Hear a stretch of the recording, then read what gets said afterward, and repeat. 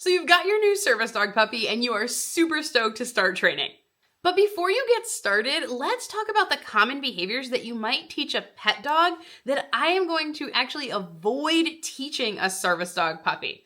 And stay tuned for number 3 because some of y'all might fight me on that one. Hi, I'm Laura from Doggy U, and I'm a certified guide dog mobility instructor, service dog trainer, and trick trainer who's been training and placing service dogs for the last 15 years. And today, we're going to talk about the training that I don't do and what you should be doing instead. So what's the first thing that everyone teaches their puppy right after they teach them to sit? You guessed it, it's paw or shake, to put their paw in your hand. And I do not teach it to puppies at all. So let's talk about why and what you should be training instead.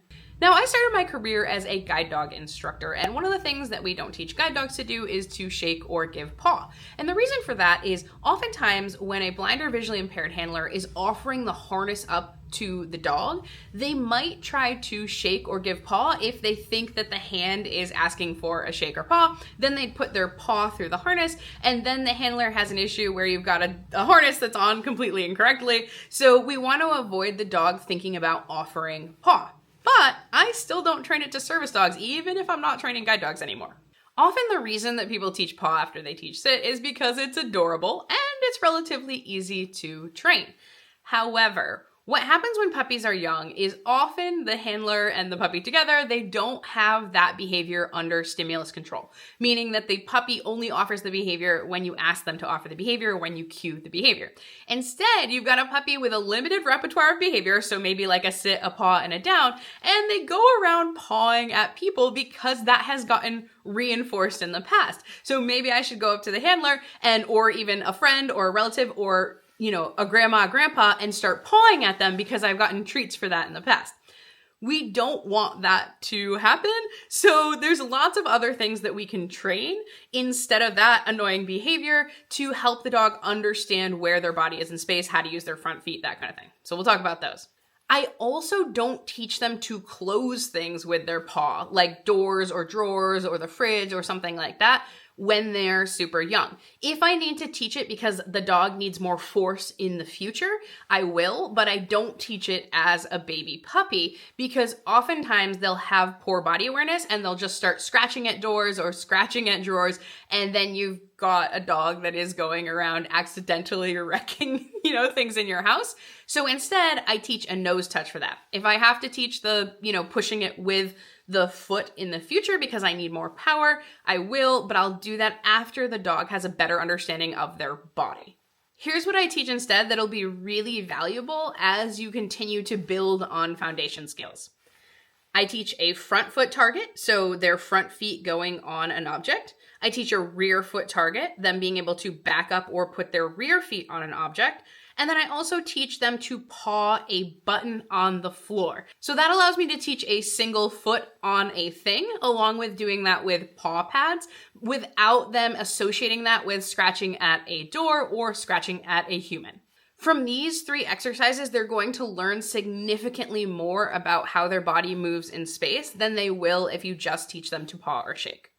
Now, before you come at me in the comments because you want your dog to give you paw so you can do a nail trim, I do condition the dog to be able to be handled both their feet and their legs. It's just that I generally do it from a down position. And the reason that I do this is because if you think about it, even if the dog is offering paw for a nail trim, are you having them offer their back paws for a nail trim at like 3 months old? I doubt it. That's something that I've taught Cool Whip, but I didn't teach her that until she was like a year old or so. So instead, I teach the puppy to be able to do cooperative care for nail trims and handling, but I typically do that just in the down position. Now, I'm not saying that I will never teach paw or shake because it is pretty cute behavior, and I actually have a video on it. You can check it out up here, along with videos in the comments of how to do the rear foot target, the front foot target, all of that. So check that in the comment section. But I will wait until I feel like the dog has a lot more control and experience putting cues under stimulus control, meaning that they only offer the behavior when I ask for it, so that I don't have a dog that just goes up and paws everyone. The next thing that I absolutely do not teach to service dogs is the auto sit. That's when I'm heeling my dog along and then I stop moving and the dog automatically knows that when I stop moving, the dog should sit. I don't teach it. Here's why. Functionally, when I'm out in public with my service dog, when I stop moving, I'm typically going to ask them to do something. For instance, I may have them come in front of me and lay down so that they're protected in the aisle, or I might immediately ask them to task, something like doing the watch behavior or blocking behind me, or even doing counterbalance. All of those things, if you insert a sit into there, it's unnecessary. I'm actually going to have to get the dog to get up from the sit and then do the task. Now, it's not bad to have the sit under stimulus control, so being able to ask the dog to sit in a situation, but we don't want them to automatically sit so that our tasking can be more efficient and it just flows better when you're out and about. Also, when we're talking about public access and asking the dog to sit, I don't do it very often because most of the time we're out, we're on some type of shiny or slippery floor. And for a dog, sitting on shiny floor is uncomfortable because it's slippery. It takes a lot of effort to stay in that sit. And a lot of times their legs will literally splay out from the effort of trying to maintain that sit on a slick floor. And so instead, I'll ask them to down in those situations so that they can be more comfortable. So what do I train instead? I simply train them to stop when I stop or pause when I pause in the standing position, just like I'd want them to speed up when I speed up and slow down when I slow down. Now, your dog may choose to sit when you stop moving, but the important part is that your criteria is just that the dog pauses. And I actually feed in the stand position for this because I do want to encourage maintaining that stand position.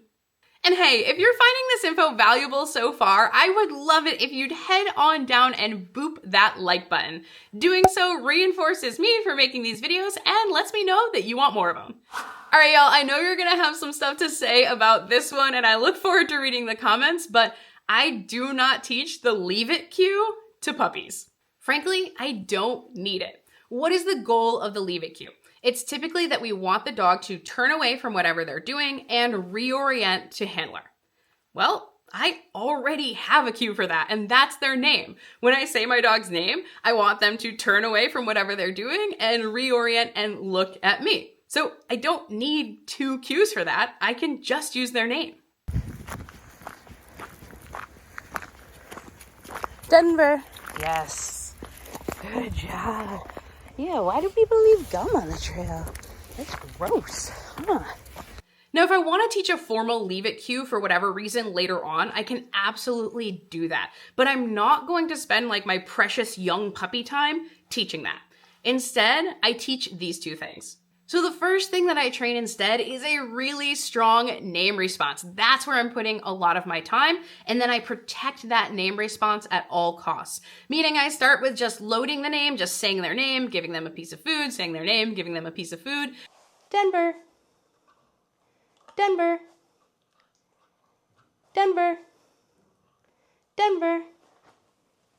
And then moving on to the name game, where I'm going to toss a piece of food out. As soon as they eat that food, I know they're going to turn around and look at me, so I say their name. As soon as they turn their head to look at me, I mark and reinforce, getting that really nice head turn as soon as they hear their name. So I'm going to toss my food away. I say, find it.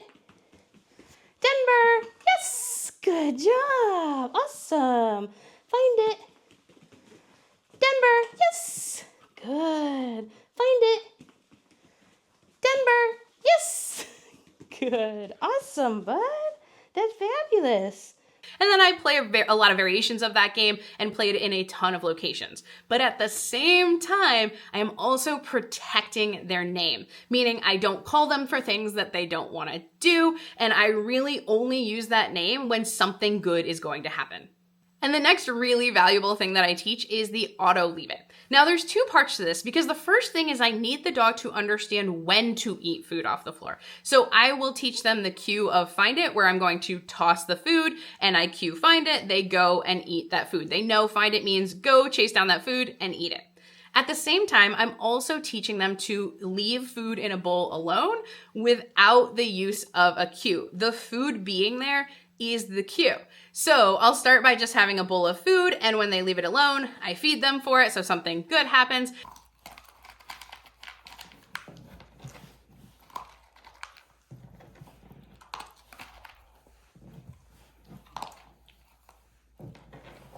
And then I progress to them when they see that bowl of food, they look at me and get reinforced.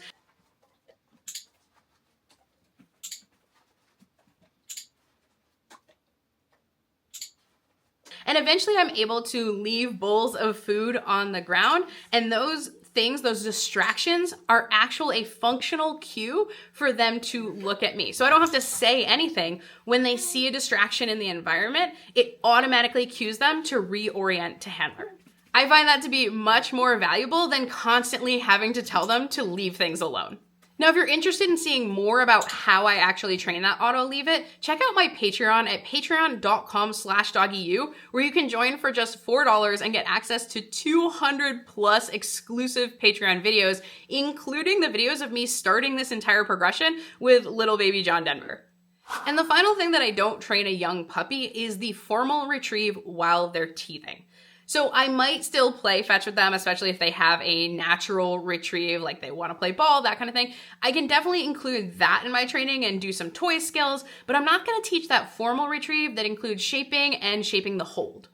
Now, there's two reasons for this. First is that when they're teething, their mouth hurts. And second is that when they're teething, they are particularly chompy a lot of the time. So they want to chomp on items because their mouth hurts and it provides some type of relief.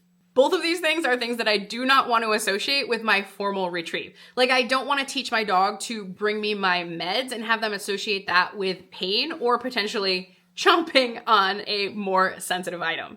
And when I teach that formal retrieve, it actually starts with the hold. So being able to hold something in their mouth until I ask for it in my hand. And I just think it's pretty unfair for a 4.5-month-old puppy who's got an ouchy mouth to also require stillness. So it's just not something I'm teaching to a teething puppy. So what do I teach instead? Basically, I can teach it before they start teething, but realistically, I mostly just wait until they're finished teething to teach that formal shaped retrieve. But like I said, I still will play retrieving games with them. I'll play fetch with them. I'm just careful not to build into that retrieve anything that I'm going to have to clean up later on. So for example, I had an item that Denver started chomping a lot on, and so I'm not going to continue to play fetch with that item because I don't want chomping to be part of the retrieve later on. Instead, I'm going to stick to toys that he holds more firmly in his mouth. The other thing that I can really focus on during this time period while I'm waiting for all of their adult teeth to come in is the retrieve pattern. So I can train them to go out, get something, and in this case, it's going to be a treat, and then come back and sit by my side. Then once they're done teething, they've already got this pattern of returning to hand. Now you can do it with a hand touch, or you can use a platform and start training them to come into heel position. And then all you have to do later on is add in that retrieve item. So those are the 4 things that John Denver doesn't know yet. Are you surprised? Is there anything that I missed that you don't train your service dog? Put it down in the comments. I am really excited to read the comments on this one. And hey, if you liked this video, I think you're gonna really enjoy this one too. So check it out now. You all have an awesome day and happy training.